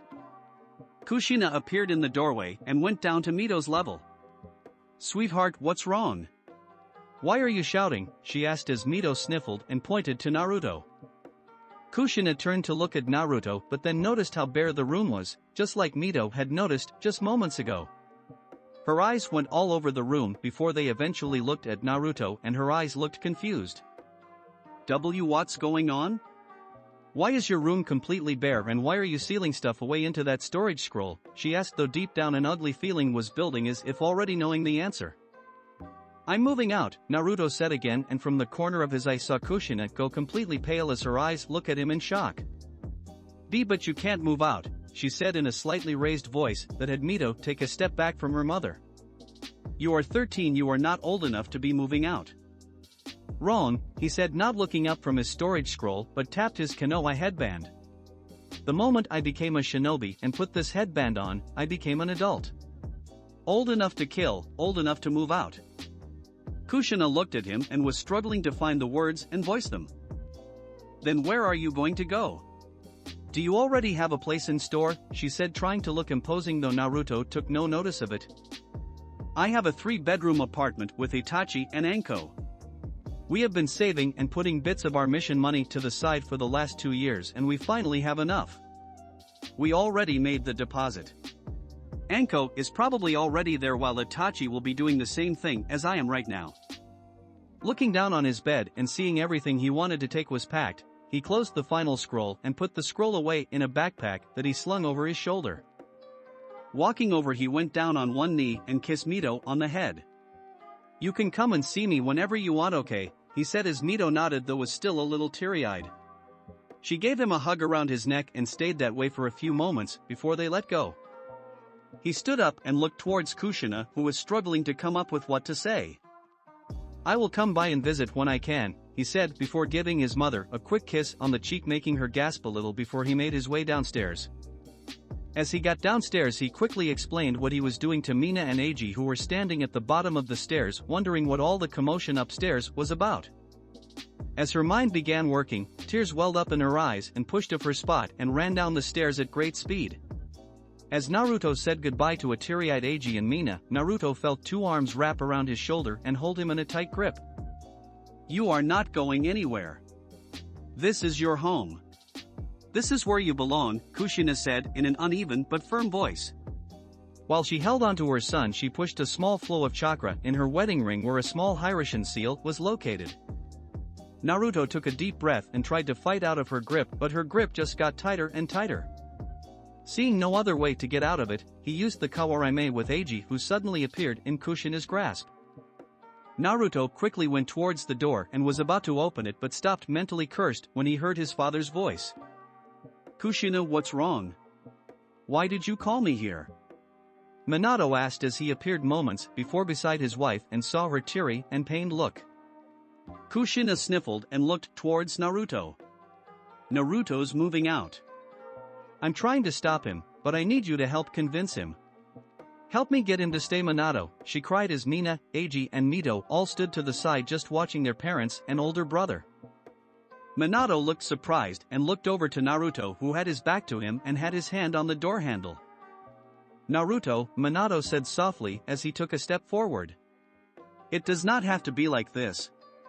We can figure something out. If it's space you want, then we can find a way around it. We don't want you to leave our home. Not yet, at least. Your mother and I, we are sorry for the loneliness we put on you for 5 years, but as you can see, we are not quite ready to let you go yet. Please, Naruto-chan," Kushina said, calling him by his old nickname, "please stay with us. Stay with me." She whispered the last part, but Minato and Naruto both heard her. Naruto stood there a minute not saying anything before he slowly turned his head just enough that they could see his left eye. "I'm not the little boy that needs to coddled anymore, and I have been taught how to look after myself since the day after the fox attack. Neither of you helped, so I learned on my own or from those that were willing to help me. Now I want to branch out on my own and become my own person with my own life away from home," he said before his eye narrowed. "You owe me that much," he said as both Minato and Kushina flinched. Neither Minato nor Kushina answered at first as they played it over their minds. While Kushina was still set on him staying with them, Minato's mind, however, was thinking something different now. If his eldest child and first son wanted to leave the nest, then maybe they should let him. He needed his own space and needed time away from his family, though mainly Minato and Kushina. Just maybe giving Naruto his own space could help build that lost bridge between them and their son. Minato sighed before he took a step back. "If you want to go, then I won't stop you. But know you are always welcome to come home. You will always have a home in this house," he said as Kushina looked at him in shock while Naruto looked at him before giving a small nod and a very tiny smile as if saying thank you to him. "No, this is his home. I don't want him leaving us just yet," Kushina said, but before she could get close to Naruto, Minato's arms wrapped around his wife, halting her. "Let him go, Kushina. He's ready," Minato said, but felt his heart break when he heard his wife's sobs. Minato watched as Naruto finally pushed the handle down and walked out of the door before gently closing it behind him. Letting out a small cry, Kushina wriggled out of Minato's grasp and ran upstairs and into their bedroom, closing the door behind her as she cried and sobbed as her eldest left the home at only 13. As Mito and Eiji went back into the kitchen and wiped their noses, Minato walked upstairs to comfort his wife before he had to leave to go back to his meeting. As he did, he never noticed his youngest child bolt towards the door and slip out. With Naruto. Taking a steady breath as he set foot out of the door, Naruto began to walk forwards away from the house he grew up in when he heard the door creak open. He sighed, thinking Kushina had gone after him, but instead felt two smaller arms wrap around his waist. Looking down, he saw Mina holding him tightly with tears trailing down her face. "Don't go. I don't want you to go away," she hiccuped out. Naruto felt his heart break when he saw the state she was now in and could not help but feel guilty. Getting down to her level, he hugged her close and felt her put her face into the crook of his neck. "Mina-chan, it's time for me to head out on my own, however I will still be around. I will still see you every day if you want, and we will still have dinners together. But I have a life away from home now," he said, but Mina didn't look any better as she clung to him desperately. "Hey Mina-chan," he asked as he tilted her head up to look at him. "How about I take you with me to where I will be living with Itachi and Anko? That way you know where I am and how to get to me. Would you like that?" Mina hiccuped and Naruto wiped away the tear marks from her face as she gently nodded. "Okay, come on then, sweetie," he said as Mina jumped onto his back as he piggybacked her before he started walking again. Mina snuggled into his back and rested her head on his shoulder. As they walked together, the villagers of Konoha noticed the two together and all smiled, and the women awed at the brother and sister duo. They could see from Mina's face that she had been crying and guessed Naruto must have been cheering her up. As Naruto talked softly to his little sister, who was happy being snugly with her brother, Naruto saw across from them was Itachi, who had little Ria perched on his back just like Mina was.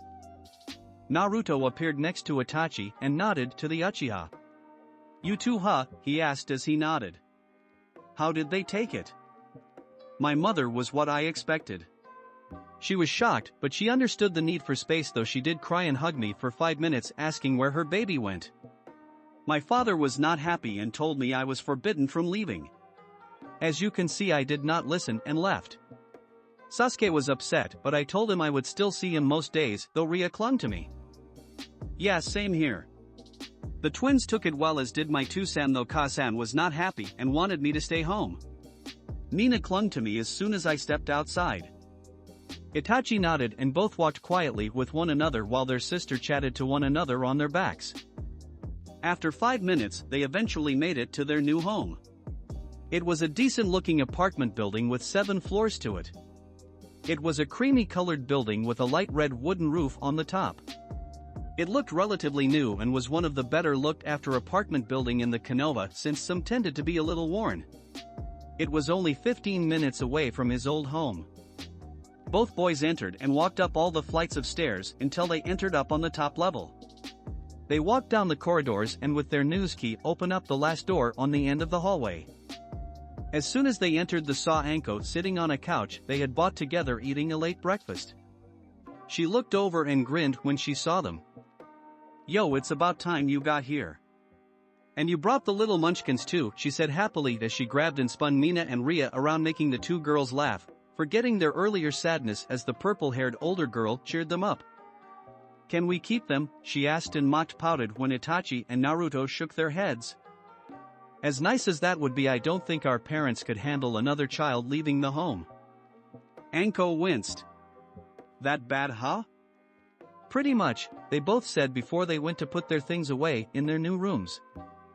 Naruto walked towards the room that was opposite Anko's and walked into a room that was nearly twice the size as his old room and had a double bed stationed in the middle of the room. The bed had dark gray covers and pillows, and the wall of the room was painted dark blue. A window was stationed on the right side of the bed, and two along with a bedside table on the right and a decent-sized wardrobe to the left. Naruto smiled at his new home and began to pack his stuff away. Midway to putting his clothes into the wardrobe, he saw Mina walk in and look around his new room. "Do you like it?" he asked as he saw her looked at the room with narrowed eyes, as if debating whether or not it was a good room and, more important, if she could sneak into it. She said before she ran over towards his bed and jumped onto it and rolled around on the covers. Naruto raised an eyebrow at her as she messed up his bed covers. He smiled and jumped onto the bed, as well as making Mina go up in the air a little as Naruto caught her in his lap and tickled her tummy. For a minute he ticked his little sister until she begged for mercy as tears of laughter went down her face. Once he stopped, he saw her pout before it broke into a smile. "I love you Mina-chan," he said as he kissed the top of her head. In response he got a big smile and a sloppy kiss on the cheek. "Love you to Ni-san," Mina said as brother and sister just sat there for a few minutes as they enjoyed each other's company and Naruto playing with Mina's longer hair, which made the little girl giggle. After a few minutes Itachi appeared in the doorway with Ria holding his hand. "We need to go pick up the coffee tables and the wardrobe for Anko. She did sucker us into getting it for her," he said as Naruto nodded. "Mina-chan, Itachi and I just need to go make a few errands. Stay in the apartment and play with Ria-chan. We won't be very long," he said as the little redhead nodded and ran out of the room and into the living room with Ria. Cracking his shoulders, Naruto stood up and with Itachi left the apartment together after seeing Ria and Mina playing with Anko. "Do you think we should be worried? Leaving her alone with those two?" asked Naruto, remembering their friends' new hobbies. "I'd rather have them take after her than those fangirls," said Itachi, shuddering slightly as they walked out of the apartment building, making their way to the furniture store they had ordered from, which was on the other side of the village much to their annoyance, so they jumped on top of the buildings and ran over. Though after a minute of running Naruto suddenly stopped and his head snapped to the right of him. In front of him Itachi had stopped and jumped next to him, looking at him curiously. "What is it?" he asked as Naruto narrowed his eyes and gained a look that Itachi recognized as when he got ready for a fight. "There is a battle going on just right of us about a mile away, and it seemed to be a group against one person, and that person is not faring well from their emotions and chakra. I recognized the signature," he said before turning to look at Itachi. "It's Shisui." Chapter 16. Bring down the curtain. Naruto and Itachi ran along the rooftops as quick as they could as they darted towards the area where Naruto had sensed Shisui. Itachi already had his Sharingan fully activated and had a focused and intense look on his face. "How much further?" he asked back to Naruto, who was running slightly behind him. Naruto sensed Shisui's location with his sensor abilities before answering. "Just over that ridge. He's tiring and I think he's hurt," Naruto said as they both picked up the pace. After a few moments, they both jumped over the ridge and landed at one of the empty training grounds. Naruto sensed there was no one around the training ground, which made him understand why there was no one around to help and see what was happening. In front of them, they both saw Shisui, who was down on both of his knees looking exhausted and had 2 holes in his chest. He was breathing unevenly and blood dripped from his mouth. Around him were 8 Umbus, though looking at their masks Naruto and Itachi could tell something was off about them. Though they were wearing normal masks like the regular Umbu wore along with a darker version of the uniform, on their masks they had a symbol in black. Neither Naruto nor Itachi recognized the symbol since neither had seen these kind of Umbu before. Scattered all around the field were dead Umbu, roughly around 21 if by Naruto's count, showing Shisui had not gone down without a fight. They saw one of the Umbu go in for the killing blow on Shisui, but before the Tanto strike could land, Itachi shunshined in front of the strike and blocked it. He then grabbed the Umbu's wrist, twisted it and threw the Umbu into a nearby tree. "Itachi!" Shisui coughed out as he spat blood onto the ground while Itachi got in front of him. "Stay behind me," he said as Shisui nodded and slumped to the ground. "State your business. Why are you attacking my clan member?" Itachi asked, but got no response as the masked figures just looked at him in silence. After a few moments of silence, the Umbu shot forward and went to strike Itachi. Before Itachi could defend himself, though, a giant wooden wall erupted in front of him and blocked the strikes as the 2 Uchiha looked in surprise. They looked up to see Naruto standing on top of the wooden wall with his blade drawn out of its sheath. He looked down at them. "I was going to tell you eventually," he said as Itachi had questions bubble up in his head but would save them for later. "This one possesses Mokuton," one of the Umbu said in an emotionless tone. "Take him alive. Leader Sama will want him." The other Umbu nodded before the 7 of them went forward. 4 went towards Naruto while 3 went towards Itachi, whose Sharingan was now spinning. As the Umbu went to fight him, he followed their movements and countered them as he ducked a swing from a Tanto and drew a kunai from his pouch. As he ducked another swing, he drove one kunai into the back of the head of one of the Umbu, watching as they dropped to the ground lifeless. With one down, he turned to the other two who stood beside each other. Both went through some hand signs before saying futon de tapa. The blast hit Itachi, but instead of falling to the ground or getting knocked away, he erupted into a murder of crows. The two Anbu looked around before a pair of hands grabbed one Anbu and dragged him into the ground, where after a few seconds the severed head got thrown out of the earth and rolled along the grass. The last Anbu threw kunai and shurikens down the hole in trying to kill Itachi with a mass barrage of weapons, though after a few moments he saw down the hole was a tree stump. He heard footsteps behind him, but as soon as he looked around he only saw a pair of Sharingan looking at him. He found himself trapped on a tree as Itachi melded out of the tree with a kunai in hand and slashed at his throat. The Anbu dropped to the ground lifelessly, making a soft thud sound. Itachi looked over to Naruto and saw he was handling his Anbu without problems, and went over to Shisui, who breathing was hard and labored. Naruto blocked a strike from one of the Anbus with his blade before slamming his fist into one of the Anbu's faces, cracking their mask and making a sickening crack be heard in the area as the Anbu dropped to the ground dead. Naruto ducked a swing and kicked another Anbu in the stomach, which put him to the ground before he blocked another strike with his blade and pushed forward. Naruto jumped in the air and kicked off from one of the Anbu's shoulders and did hand signs. Suiton Teppadama. He called out as water bullets shot forwards towards the Anbu, who all quickly evaded the attacks. When they did, though, a shadow clone of Naruto appeared next to one of them and drove a kunai through his chest, while the real Naruto used the distraction to deliver a hard super-powered axe kick to the back of one of the Anbus, crushing him into the ground and breaking his spine in the process. With the last Anbu, who defiantly stood their ground, he went to throw shurikens at Naruto, but before his hand could even reach into the pouch, Naruto's blade appeared in his chest. Small bits of blood leaked out from under the white mask before he too dropped to the ground. Taking a deep breath and wiping a bit of sweat from his brow, he noticed from the side that the Anbu that was knocked into the tree was beginning to get up and trying to make a getaway. Mokotan Jubaku no Jutsu, Naruto said as wooden branches wrapped around the Anbu.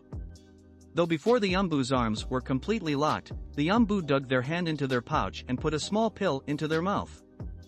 Naruto appeared in front of the Anbu, but before he could even speak he saw white foam coming out from underneath the mask, making his eyes widen before growling out.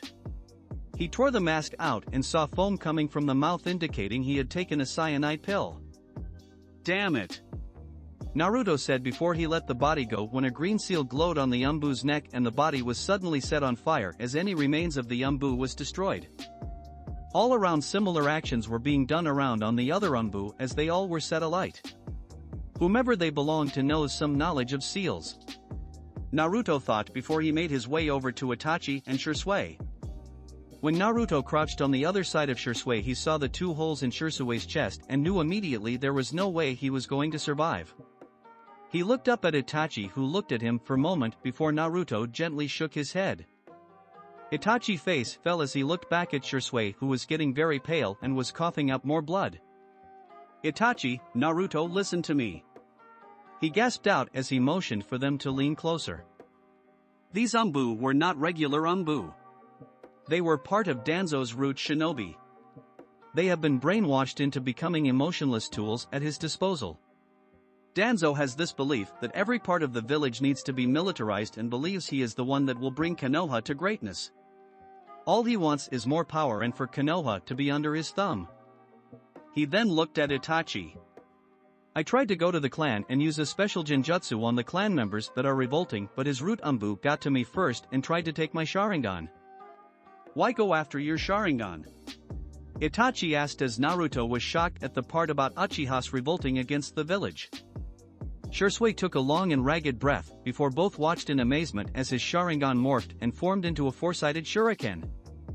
Mangekyo Sharingan, Itachi said in awe, as did Naruto, since no one had ever activated it to his knowledge since Madara and Izuna Uchiha. I awoke my Mangekyo Sharingan when I was 12. Since then I have developed a powerful genjutsu called Koto Amatsukami. The technique itself allows the user to enter the opponent's mind and manipulate them by giving them false experiences, making it seem as if they were doing things of their own free will. Wow! Naruto said. That might be the most powerful genjutsu technique that I have ever heard. Yes, and Danzo wants my Sharingan. If he gets it, he would no doubt use it for his own goals. He must never be allowed to get my Sharingan or any Sharingan for that matter," he said before turning to look at Naruto. "How good are you in medical ninjutsu? I know you were taught by Tsunade Senju, who no doubt taught you some of her techniques and medical knowledge," he asked as Naruto pondered it for a moment. "I'm okay, I guess. Not enough to be classed as a medic nin, but I know enough when the situation calls for it," he said as Shisui nodded before coughing violently again. "Good. In that case, I need you to do something for me," he said, coughing violently again before continuing. "Take my Sharingan eyes out of my body and store them away. The sooner you do it the better." Naruto and Itachi looked shocked by the order, but both looked at one another before they both nodded, since Shisui obviously knew Danzo might try to get to his corpse to obtain the Sharingan. "Okay, but I don't have the equipment with me now, but later when you have passed on I can collect the eyes and store them for you." Shisui nodded before smiling. "Good. That is good. After you take them, keep them hidden until Itachi will be in need of them." "Why would I be in need of them?" Itachi asked, not fully understanding, but Shisui just gave him a sad smile. "You will understand soon enough," he said before giving one last serious look to Itachi. "Do not allow our family to delve into the darkness any further than they already have. If it means you have to take actions against those that would harm our innocent family members, then it should be by our hands to stop them. It's our duty as Uchiha and as shinobi of the leaf to stop those from hurting its people, even if they are part of our village and of our blood." Itachi nodded as silent tears went down his face, with Naruto not faring any better as they listened to Shisui's last words. "Lead us, Itachi. Lead our family into the light and rid them of the darkness once and for all," Shisui muttered before his eyes dropped and his breathing slowly came to a halt. Naruto dropped his head down in respect of the fallen shinobi, while Itachi gently closed Shisui's eyes with his palm as he said silent words and bidding his clansman and cousin luck in the next life. As he let a few more silent tears stream down his face, Itachi suddenly scrunched his face up and held his eyes as they began to feel like they were burning.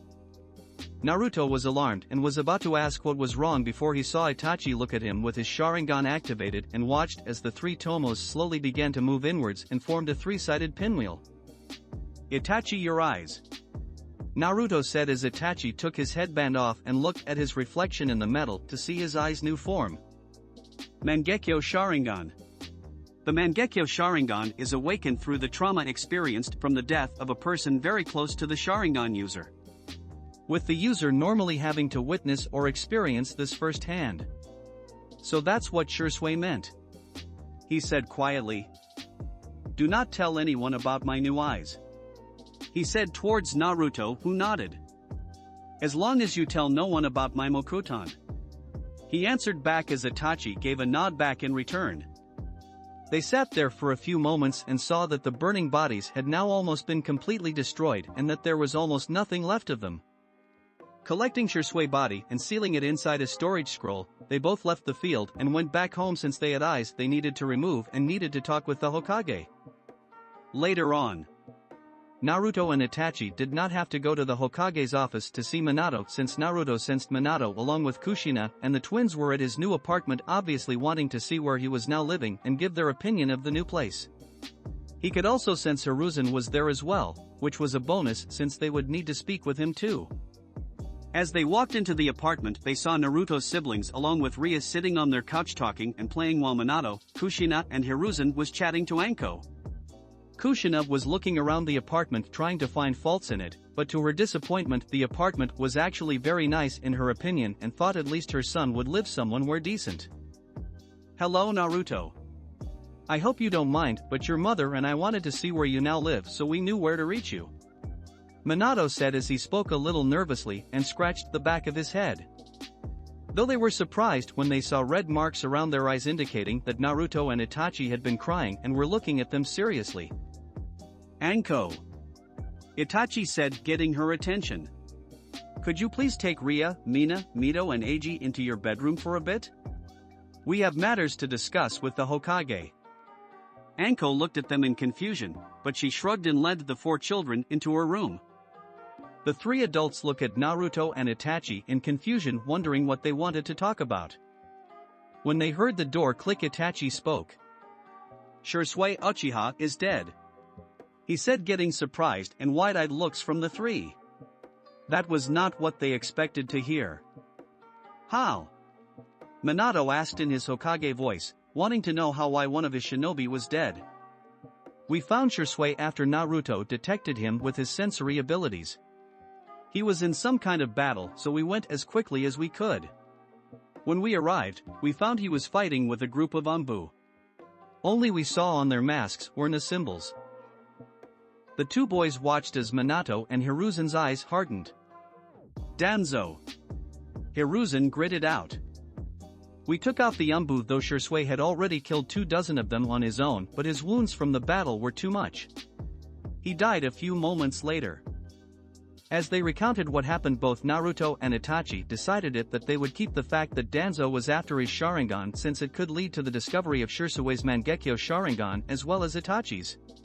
Shisui after Naruto detected him with his sensory abilities. He was in some kind of battle, so we went as quickly as we could. When we arrived, we found he was fighting with a group of Anbu. Only we saw on their masks were the symbols. Shisui told me that he was going to try and use a genjutsu he created on members of the Uchiha clan. He does not want them to rebel, so he thought it could change their thoughts about it, but Danzo got to him first. Minato, Kushina and Hiruzen looked anxious, but Naruto spoke up. "I already know. Itachi told me and I heard Shisui mention it. It explains why Makoto-sensei has been so jumpy lately. I have new information on that front as well." Itachi spoke as Minato and Hiruzen stood ready to listen, with Kushina listening in as well. He had already told Naruto about it during their way back to the apartment, and it made Naruto boil in anger. The adults saw his reaction and wondered what it could be. Itachi nodded to Naruto, who put up a hand sign. "Fuin," he said as the adults all saw silent seals around the apartment glow to life. Both Minato and Kushina inwardly smiled and jumped for joy at their son's Fuinjutsu knowledge and usage. "My father, along with the Uchiha members that are going through with the coup d'etat, had a meeting last night. They are going to attempt the coup within the next few days since they are tired of waiting," he said as Minato nodded, knowing arrangement had to be made now. "However, during the meeting the subject of your daughter Mito sprung up," he said as the adults' eyes all widened. "The Uchiha clan knows Mito is the Jinchuriki of the 9-tailed fox, and they plan on breaking the seal," Naruto answered as they all snapped their heads to look at him. Minato and Kushina looked at Naruto in a loss for words. "Naruto," Kushina whispered. "How do you know what your sister contains?" Naruto sighed. "I found out when I was 10. I saw the seal by accident, and then when I went to look at the seal I must have accidentally entered some kind of mindscape, because the next thing I know I saw a pair of large red eyes looking at me and threw me out with a roar. Plus I could never forget its chakra after that night." Minato and Kushina looked at him sadly, and as much as they wanted to talk to him about it, right now it had to wait. "How does your family know about Mito's status?" "It was kept very tight-lipped about it. Only myself and a selected group are aware of it," Minato asked as he narrowed his eyes at Itachi. "I am unsure, though I do have a suspicion," he said as Minato motioned for him to continue. "When I listened in to what they were saying I heard a voice that I did not recognize. When I managed to get a look inside of the room, there was a man in a black cloak speaking with my father. There was never a name that was given and I never saw his face, but when he turned around I saw what was in the hood. His face was covered by a mask with a black flame-like pattern and a single hole for his right eye. Afterwards he used some kind of jutsu to teleport away. After that they just spoke about how they would attack and who they would allow to live when they ruled." Naruto nodded and turned to look at the adult, but he almost took a step back at what he saw. His father's fists were gripped so tightly that his nails made his palms bleed and his eyes had steeled over even more than before. His body even shook a little as he gritted his teeth. Though his father looked imposing, it was his mother's look that scared him. Never in all his years of life had he ever seen his mother have a look of absolute hatred on her face. Her violet eyes were so dark that they looked ready to kill. So he came back. Hiruzen said as Kushina and Minato tried to rein in their anger. Who came back? Who is this guy? Naruto asked, since he must have done something terrible to have earned his parents' hatred to such a degree. He watched as his parents turned to one another and spoke in hushed voices that Naruto could not make out. After a few moments, they turned to look at him. Naruto, we know you must have questioned about who this person is, but now is not the time to tell you. Once the problem with the Uchihas has been solved, then we will tell you what you need to know. Naruto eyed his parents before he reluctantly nodded. But he was intent on finding out what they were keeping from him. So what happens now? Naruto asked as his father had a sad look on his face as he looked at Itachi. They have to be stopped, Itachi. I'm sorry to have to do this, but Fugaku has gone too far now. I don't know how he thinks he will get away with it, but I cannot allow him to put the lives of the people of Konoha in jeopardy. Itachi sadly nodded, knowing internally that it was always going to come to this eventually. Though my father and most of the Uchiha Police Corps are involved, there are many that want no part in it. My mother and my two siblings Sasuke and Ria must be spared. My mother only has not gone to tell you because he threatened to harm Sasuke and Ria if she did. Minato nodded. Of course. Those that are not involved in the coup will be spared and will not be held responsible for the action of those that want to hurt the village. I hoped it never had to come to this. Hiruzen said sadly, since he was just a boy when the Uchiha clan had first settled into Konoha with the Senju clan and the other clans. Minato and Kushina nodded while Kushina's thoughts turned to her longtime friend and wondered what Fugaku had put her through. If that is the fate that falls to the dark part of my family, then I ask you now that you allow me to be the one to draw the curtain on that part of the Uchiha clan. Allow me to end what my father is planning. The adults looked at Itachi in shock and surprise. No, Itachi. I cannot ask you to do that. Not to your own family. It is noble of you, but I will have my best Umbu handle this now. I can't allow you to take on this burden by yourself. Itachi shook his head. I thank you for the consideration, however this is my family. If someone is to be the one to stop the evil that has corrupted my family, then it must be left to me. Shisui told me before he died to help bring the Uchiha out of the darkness and back into the light again. I will do just that. Minato and Hiruzen looked with difficulty as they both admired the fact that he wanted to be the one to stop it, but could they really let it fall to a 13-year-old to murder part of his family? If I may make a suggestion. Itachi said. If you do not feel easy with me going in alone, then I can think of a fair agreement. You may send with me 2 of your best Umbu to accompany me, but on the condition that I have one person I can fully trust with me. Minato and Hiruzen looked at one enough, having a silent conversation before they looked back and nodded at Itachi. That is agreeable. I know which 2 Umbu to send with you, though please state who you will pick. We need to know that they are skilled enough and can be trusted. Minato and Hiruzen watched as Kushina gave a little gasp when Naruto stepped forward. No, absolutely not. Kushina said, putting her foot down, but Minato obviously was not listening since he looked down at his son in sympathy and pride at wanting to help his friend with this action. Naruto, are you sure about this?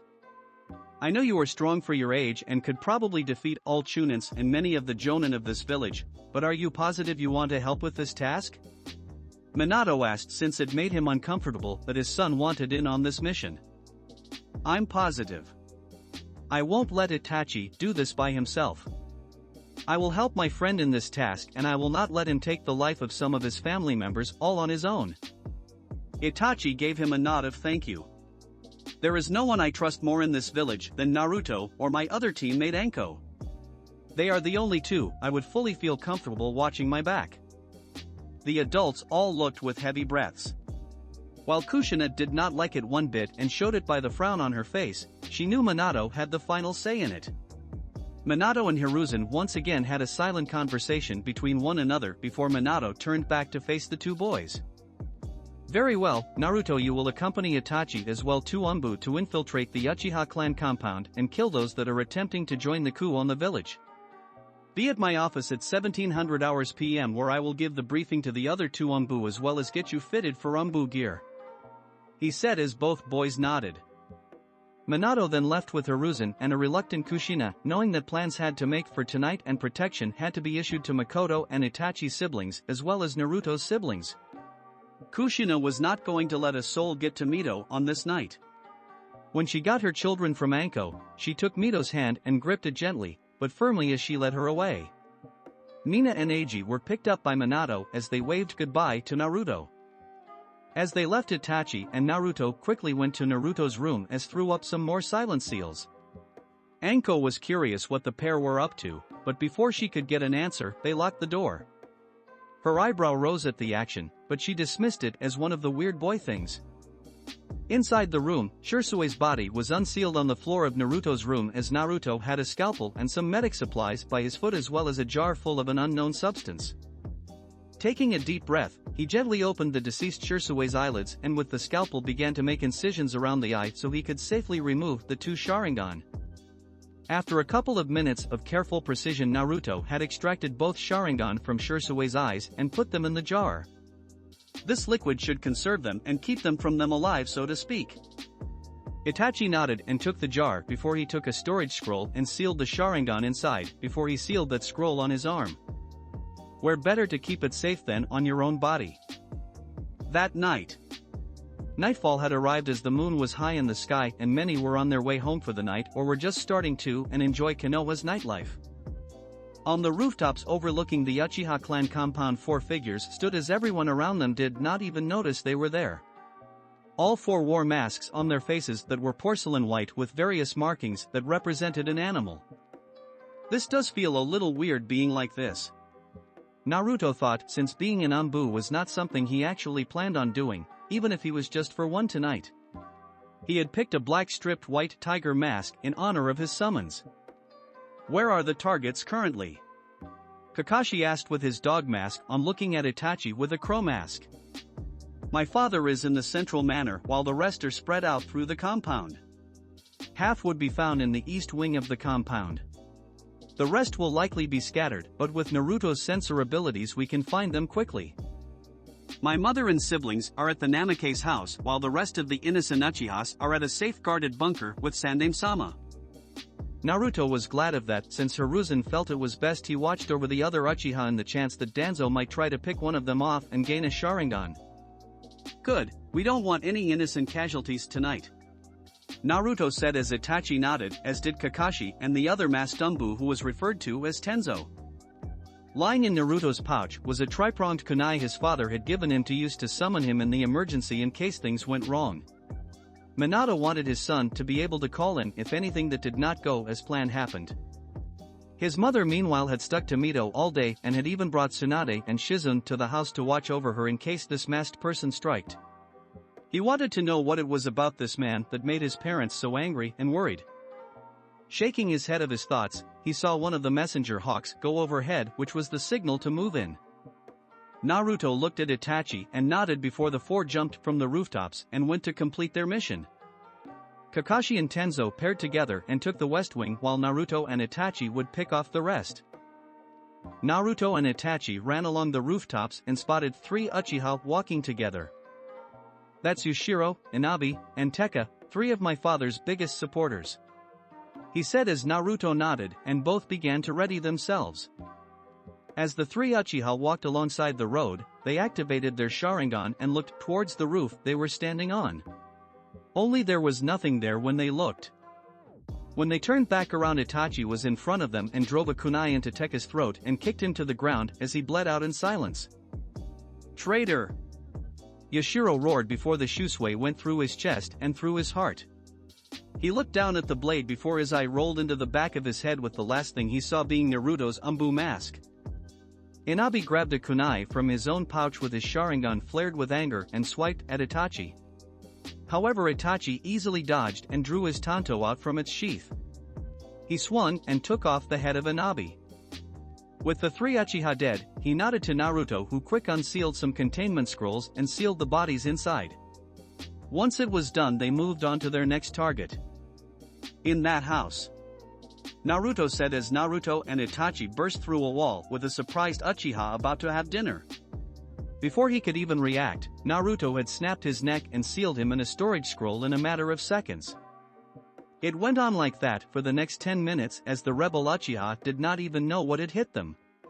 With the advantage of surprise, Naruto and Itachi killed 28 of the rebelled Uchiha. None had managed to put up much of a fight and were dead within seconds.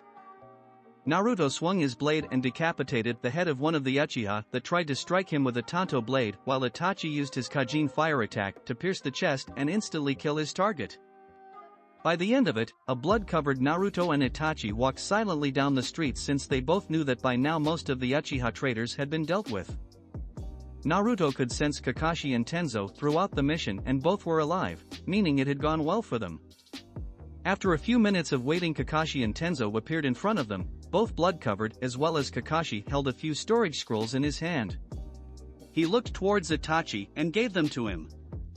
Tenzo and Kakashi looked at the two before they vanished from the compound as Naruto and Itachi focused on the building in front of them.